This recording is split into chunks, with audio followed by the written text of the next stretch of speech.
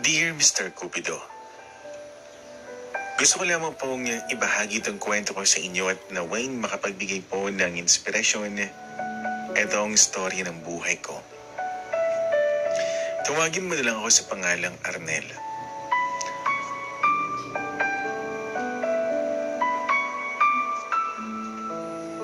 Bata pa lamang ako, saksi ako sa paghihirap ni nanay sa pining ni Papa. Si Papa kasi Mr. Cupido nakapagtapos ng pag-aaral. Kaya ganoon na lamang kung paano niya saktan o i-under ang nanay ko. Si nanay kasi hanggang grade 4 lamang siya. At sinasabi na nabuo lang ako sa isang gabi na pinagsaluhan nilang dalawa. At wala naman daw na namagitan na pagmamahalan. Kaya naman mahirap para sa akin, Mr. Cupido, na ako ay tinuturing na hindi naman bunga ng pagmamahalan.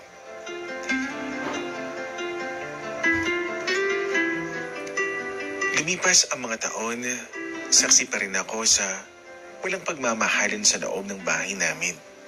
Kaya siguro hindi na ako nasundan. Solong anak ako noon, pero hindi ko ramdam sa aking ama ang pagmamahal. Ngunit nang dahil na rin sa pagmamahal sa akin na doble o triple pa na binibigay sa akin ng nanay, masasabi ko na ang buhay ko ay kompleto na. Madalas kong sinasabi noon kay nanay kung bakit ayaw niyang lumaban sa tuwing sasaktan siya ni tatay. At ang lagi niyang sinasabi sa akin noon,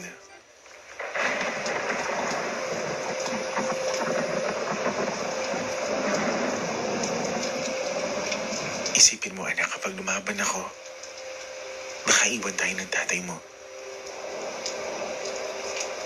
Hayaan mo na sinasaktan ka niya, Nay.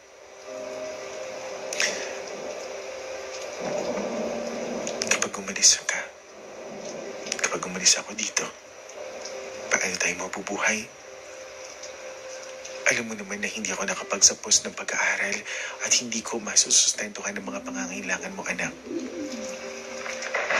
Kaya pagpaumanihin mo, kung sakali man, na hindi tayo makakaalis dito. Ibig sabihin na habang buhay mong titiisin ang lahat ng sakit.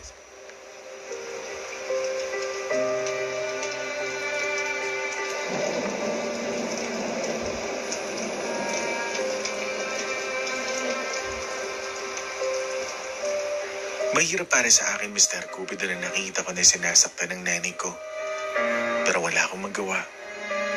Ang bilin sa akin ng nanay, huwag akong lalaban kay Papa. Hanggang isang araw noon, pagkagaling ko sa eskwelahan, ang pangyayaring yun hindi ko makakalimutan sa tanang buhay ko. Dinatnan ko si nanay na nakasabit. Wala ng buhay. Nagbigti ang nanay ko. At hanggang sa dinanas niya na paghihirap mula sa kamay ng aking ama.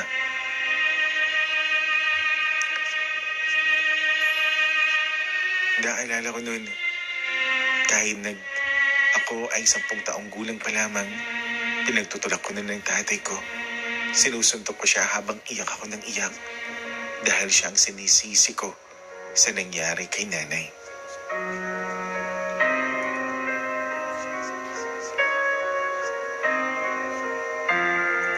Nung nailibing na noon si nanay, doon nagsimula, Mr. Cupido, ang mga bagay na iniisip ko noon, mangyayari naman. Baka ako na ang susunod na magtratuhin ng aking ama. Kaya madalas noon pumapasyal ako pagkatapos ng klase ko sa puntod ni nanay. Dahil ko siyang dindalaw at pinagdadala ng paborito niyang mainit na pandesal. At ang sabi ko noon sa kanya,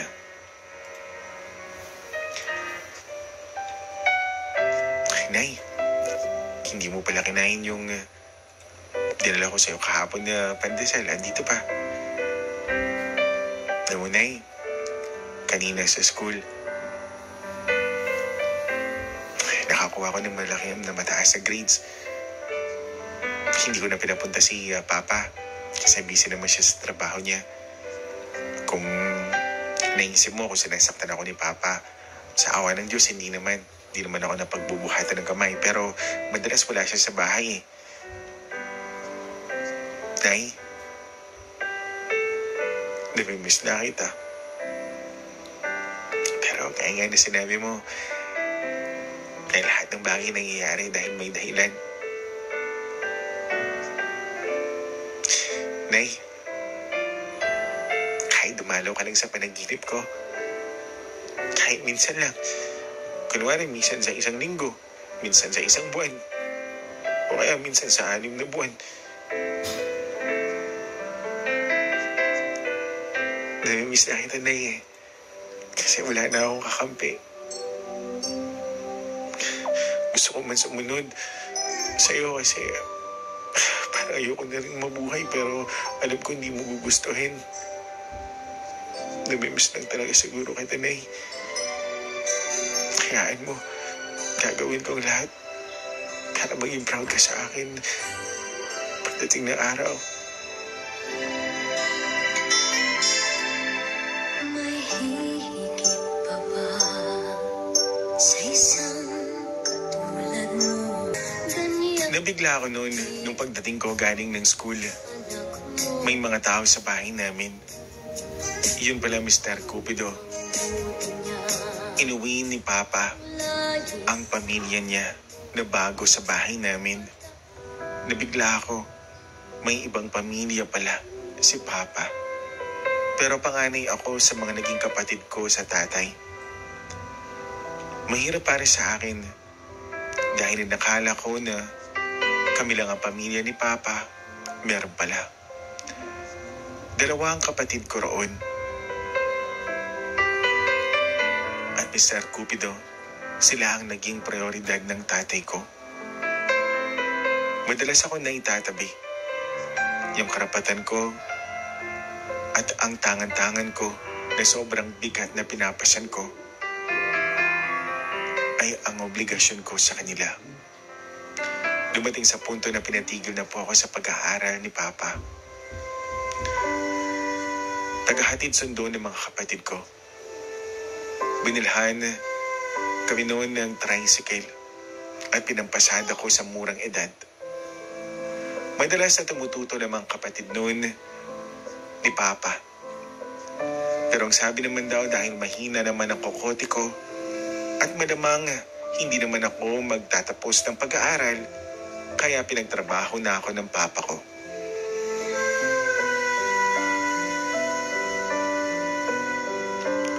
Gusto ko man mag-aral noon pero wala akong magagawa. Gusto ko man na maging independent sa panahon na yun, hindi ko kakayanin. Magmatigas man ako, pero wala akong may pagmamalaki.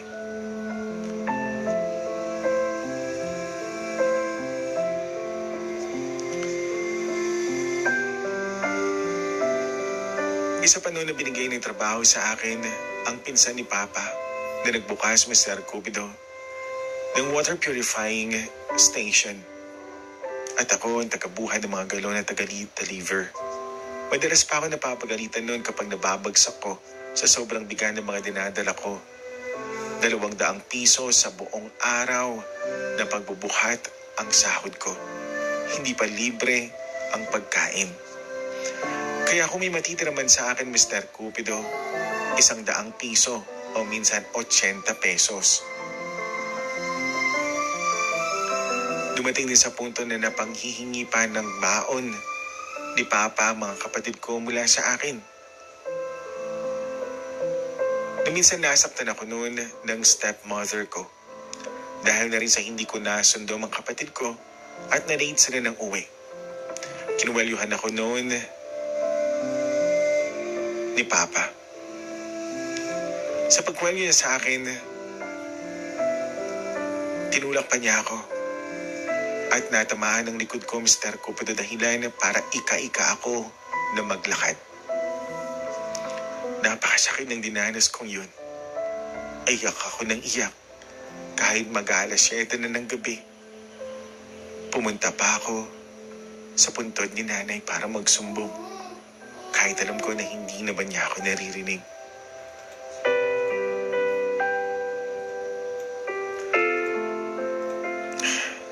Nay, gusto ko lang po na tumakas sa atin.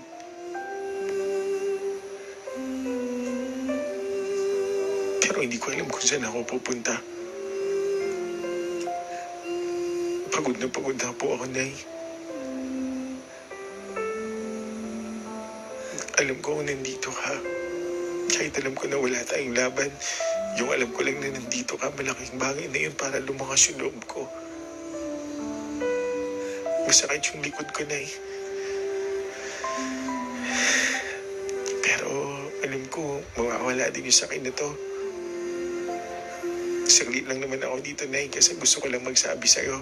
Natatakot din naman ako dito. Baka ano pong makita ko, gusto ko lang na sabihin sa'yo, Nay, na tulungan mo ako na dalhin ko lahat ng to, Nay.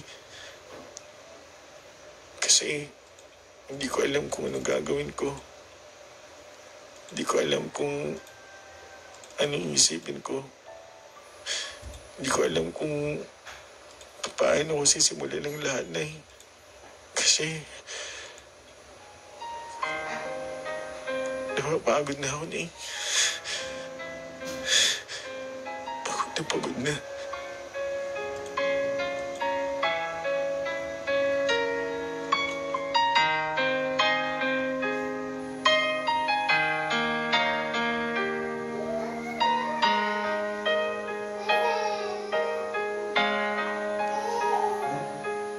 Nooy munting batang inaakay,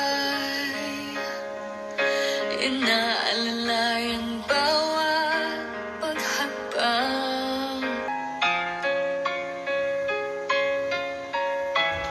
Nung huli ako sinaktan ng stepmom ko, Mr. Cupido, hindi ako pinagtanggol ni Papa.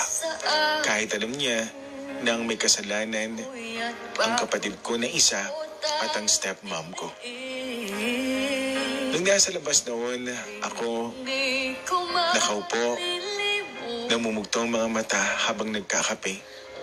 Nilapitan ako ni Papa. At ang sabi niya sa akin, "Anak, pasensya ka na." Tinawag niyo po akong anak. Tama ba narinig ko?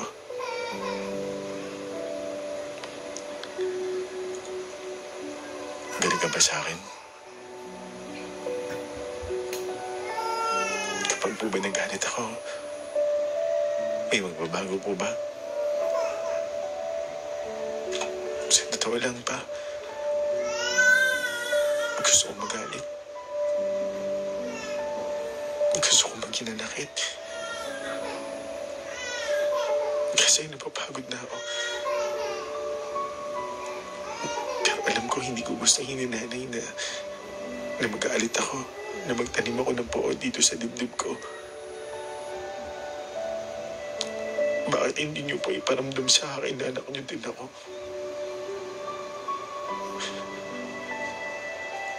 Bakit hindi ko maramdaman na mahal niyo ako? Bakit inahayaan niyo ako na mapagod? Bakit inahayaan niyo ako na hindi mag-aral? Bakit inahayaan niyo ako na saktan ako? Kasi kung anak niyo ako, hindi ako masasaktan ng ganito pa.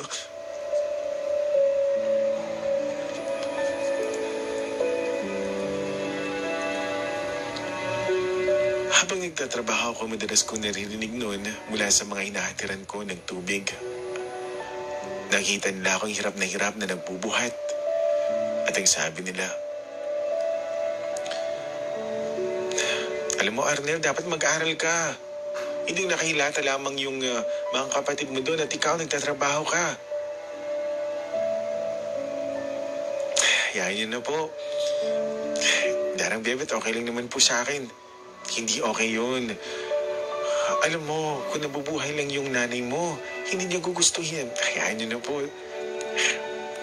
Alam niyo po, Dara, Gusto ko rin naman po na mag-aral pero kailangan ko po magtrabaho eh. Ano, para sa kanila at hindi para sa'yo. May natitira ba dyan sa mga kinikita mo? Lagpas pa sa pagkatao mo yung pagod mo eh.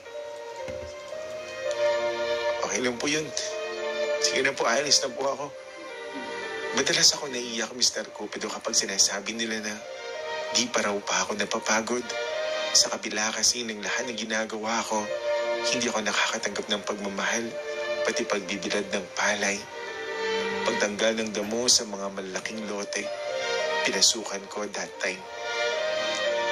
Dahil gusto ko na makapag-ipon para sa sarili ko. Kung hindi ngayon ang panahon na para sa'yo, huwag mag-iinip dahil ganyan ang buhay sa mundo. Mr. Cupido, ang 7 taon hanggang sa nalaman ko na ako po ay may matagal nang iniindang sakit. Mr. Cupido, na nalaman ko po yun nung pinagamot po ako ni Papa. Hindi ko alam ang mararamdaman ko. Dahil nung mga panahon na yun, ako po ay magbe-20 anyos na.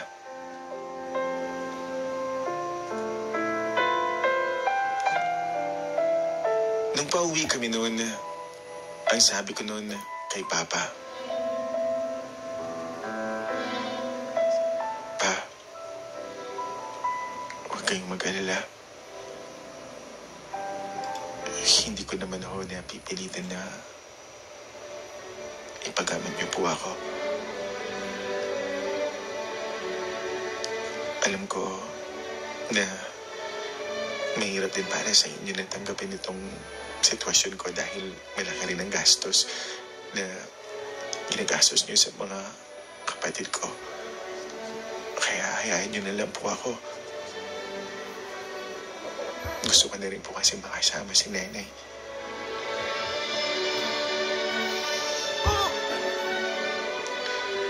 Hanggang sa pinagpatuloy ko pa rin ang pagtatrabaho. Mababanahag na sa aking mukha, Mr. Cupido, na mayroon akong dinaramdam na sakit. Pati ang mga kalapit na bahay namin, mga nakakilala sa akin, inaabutan ako ng higit pa doon sa binabayad nila dapat sa akin mula sa serbisyong ginagawa ko sa kanila. Nung minsan noon, pinatuloy ako ni Ate Tess sa bahay nila. At ang sabi niya noon sa akin, nabalitaan ko tungkol sa sakit mo. Kumusta ka na? Hindi na po ako nagpapagamot. Anong hindi? Ano ka ba? Hindi ka pwedeng hindi magpagamot. Wala rin naman po ako magagawa. Pipiliin ko na po na makasama na lang si Nanay. Arnel, makinig ka sa akin, ha? Nakausap ko na rin yung mga kaibigan ko na malapit din dito sa bahay. Magsishare-share kami para sa pagpapagamot mo. Huwag na po, Ate Tess. Puro rin po ako nahihirap dito eh. Kaya lang naman po ako na nagtatrabaho pa para mabili ko lang po yung vitamins na kailangan ko po. Kasi mauubos na po yun sa susunod na linggo. Kung hindi naman po ako bibili, baka sikapin sa ating isang araw nun. Naalala ko, habang binubuhat ko noon, Mr. Cupido, ang mga palay na ibibilad namin, bigla na lamang ako na nawala ng kontrol sa sarili ko. Ay naalala ko na bumagsak ako. Ano, nagkaroon ako ng malay, nasa hospital na ako. Pero matagal-tagal raw, Mr. Cupido, nagkaroon ako ng malay. Sa puntong yun, naalala ko, nung siguro nawalan ako ng malay, nakita ko si Nanay. Ayaw niya akong sumama sa kanya. Papunta raw siya ng palengke at ako naman gusto ko sumama. Pinalo pa niya ako ng payong niya para hindi ako makasama. At iyak na iyak raw ako. At kinuwento sa akin ni Ate Tess na nung magising ako, punong-puno ako ng luha. Siguro, hindi pa panahon para sumama ako kay nanay.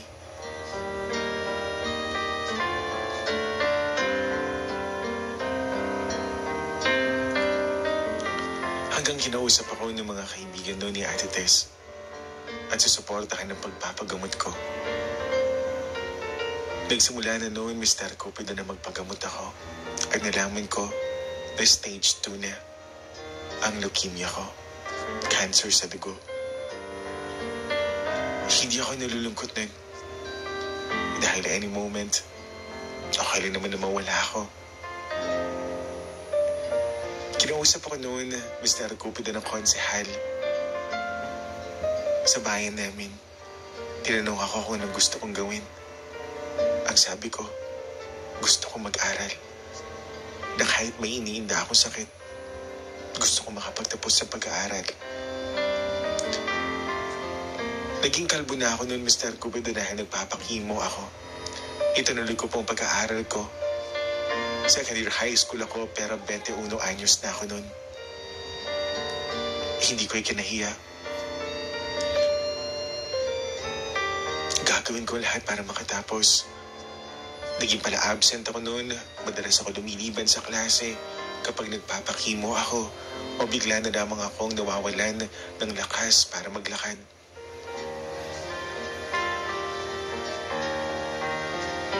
Nung minsan na sobrang sakit niya, ang sabi ko noon,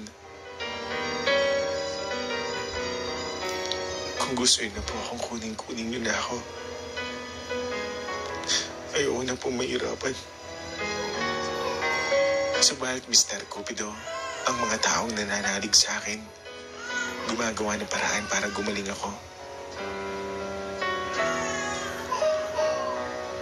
Umalis ako noon sa tinutuluyan kong bahay ni na Papa. Sa kapatid ni Ate Tess nang walang anak, doon ako tumuloy. Ay doon dinadalaw ako ng mga tumutulong sa akin.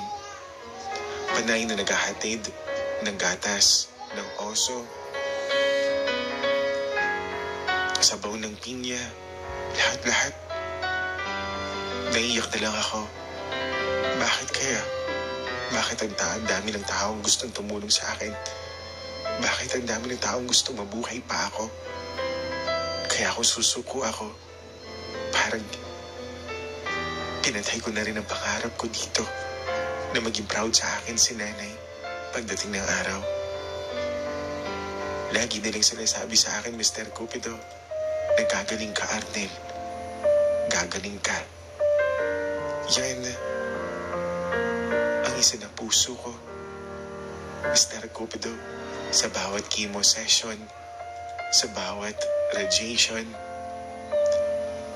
pinagpatuloy ko pa rin ang pag-aaral ko hanggang pagkalipas po ng 3 taon, Mr. Cupido. Nakapagtapos ako ng high school, buhay pa rin ako kahit nandun pa rin ang cancer ko sa dugo.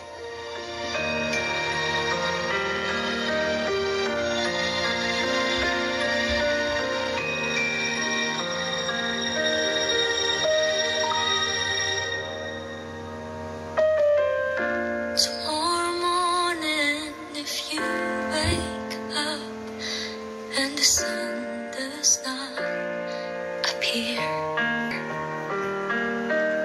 'cause Nung after ng graduation ko noon, pumunta kami ni na Ate Tess sa mga kaibigan niya. Kahit ako noon ay naka-wheelchair dahil na rin sa hindi ko na talaga mailakad pa ang mga paa ko. Nakakalakad naman ako pero hirap na. Pinuntahan ko nun si nanay. Nagiyakan si na Ate Tess habang sinasabi ko, Nay, eto na yung pangako ko sa'yo. Nakagraduate na ako ng high school. Sana na kahit dito, sa mumunting paraan. Naging proud ka sa akin, Nay. Alam ko, nakikita mo ako ngayon. Nay, kung ano man ang plano ng Diyos, asahan mo, magiging masaya ako. Miss na kita, Nay.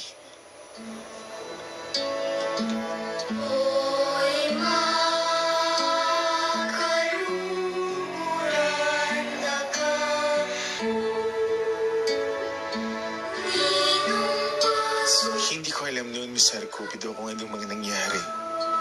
Pero pagkalipas ng isang taon, naging stage 1 na lang ang cancer ko sa dugo. Nakiusap noon si Ate Tess na tumigil muna ako sa pangarap ko na makapag-aral para matutukan ko ang panggagamot ko. Mr. Cupido, pagkalipas pa po ng 2 taon at ako noon ay 25 anyos na. Mr. Cupido, naging cancer-free na po ako. Hindi ko alam at di ko mawari ang nararamdaman ko nung sabihin ng doktor na, "Congratulations, you're cancer-free." Niyakap ako ni Ate Tess noon at ang mga nagmagandang loob. Alam ko, sino-sino nilapitan nila. Hindi ko alam kung sinong dapat kong pasalamatan noong mga panahon na yun. Hanggang sa nag-aral na po ako ulit. Inilapit ako noon sa isang mayor at binigyan naman ako ng scholarship. Mr. Cupido, pagkalipas po ng 2 taon, gumraduate po ako kahit certificate lang of completion. Pinuntahan ko muli si Nanay dahil proud yun sa akin. Dahil sa edad ko, Mr. Cupido, na 27, kahit late na masasabi, at least nakatapos ako ng pag-aaral.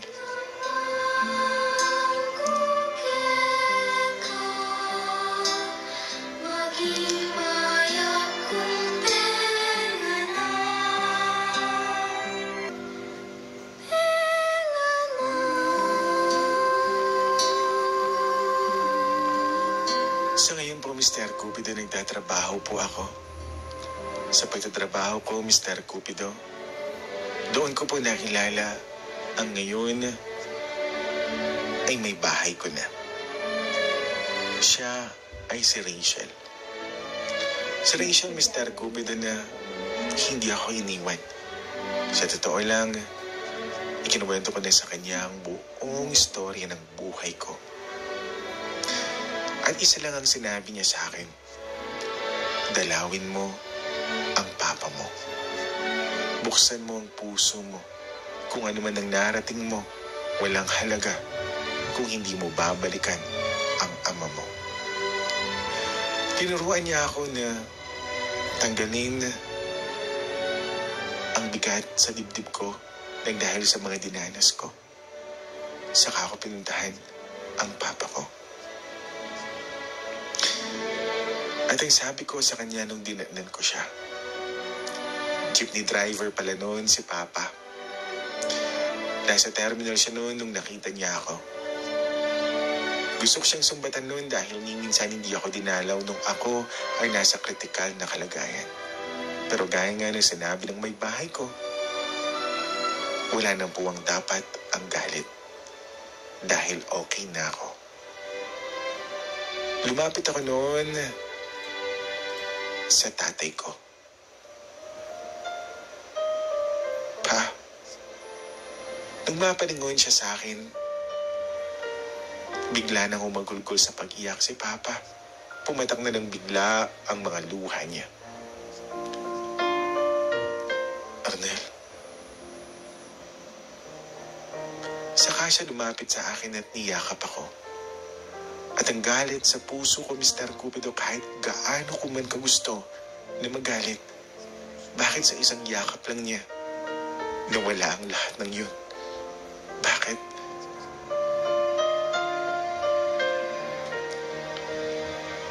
Saka ako siya kinausap at nagsabi ko, gusto lang kitang makita pa. Kahit ayaw mo akong makita. Ang dami kong tanong. Wala akong nakitang sagot. Pero isa lang ang masasabi ko pa. Sa maraming taon na hindi mo ako nakita, nagtanim ako ng galit. Pero umani ako ng pagmamahal. Kahit gaano ako kagalit pa, mahal pa rin kita. Ikaw pa rin yung tatay ko eh. Na kahit anong sabihin ko sa sarili ko na bakit ibang tao yung naghahalaga sa akin, ay di pa rin mapapalitan na ikaw yung tatay ko. Pero isa lang ang masasabi ko pa. Sa araw-araw, ang hirap lumaki na walang tatay. Ang hirap.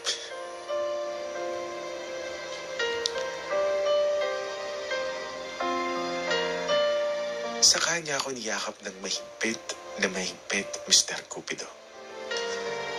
Ang may bahay ko noon at ang anak ko, Mr. Cupido, ay nasa gilid lamang at ipinakilala ko kay Papa. At yun ang tanging kumumpleto ng buhay ko. Ang mapatawad si Papa sa kabila ng mga pagkukulang niya sa akin. Naniniwala ako na walang perpektong tao, walang perpektong ama, walang perpektong ina, wala rin perpektong anak. Nagiging makasalanan tayo sa iba't ibang paraan. At ako, bilang isang anak, magulang ko sila. Hindi man naging madali para sa akin na magpatawad, pero binuksan ko yung puso ko na ang Diyos nagpapatawad. Ako pa kaya na tao lang.